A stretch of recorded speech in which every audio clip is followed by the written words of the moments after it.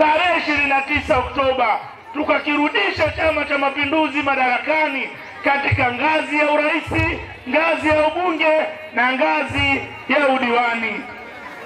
Hapa mkononi kwangu nina ilani ya Chama cha Mapinduzi. Huu ndio mkataba. Unapokwenda kupiga kura, maana yake unajua nini chama kinaenda kufanya, na huu Chama cha Mapinduzi ndio mkataba wetu na wapiga kura wetu.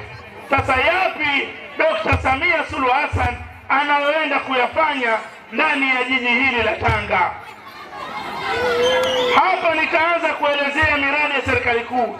Mradi wa kwanza wa serikali kuu, kisha baadaye nitakuja kuelezea yatakayoigusa kata hii ya Mabawa ili tuelewane vizuri. Jambo la kwanza, Daktari Samia Suluhu Hassan atakapopata ridhaa tarehe 29 Oktoba ya kuwa rais wa Jamhuri ya Muungano wa Tanzania, jambo la kwanza analoenda kutufanyia watu wa Tanga, ndani ya jimbo la Tanga kwenye elimu, anaenda kujenga chuo cha utumishi wa umma katika eneo la Kange.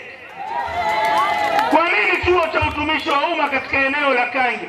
Chuo hiki kitakuwa ni chuo kikubwa kitakachopokea wanafunzi kutoka katika shule mbalimbali.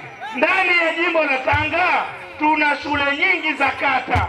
Vijana wengi sana wanahitimu kidato cha 4 na wengine wanahitimu kidato cha 6. Mwisho wa siku wanahitaji kwenda kusoma. Unapohitimu kidato cha 4 na kupata ngazi ya daraja la 4, una uwezo wa kwenda kusoma ngazi ya cheti. Kwa mantiki hiyo, chuo hiki cha utumishi wa umma kitadahili vijana wengi ndani ya jimbo letu kwenda kusoma ngazi ya cheti, kisha pale chuoni watajiendeleza kwenye ngazi ya diploma na baadaye ngazi ya shahada. Watasoma, wataelimika na baadaye kuweza kupata kazi na kuja kusaidia familia zao na kukabili changamoto mbalimbali za kimaisha. Dr. Samia hoye!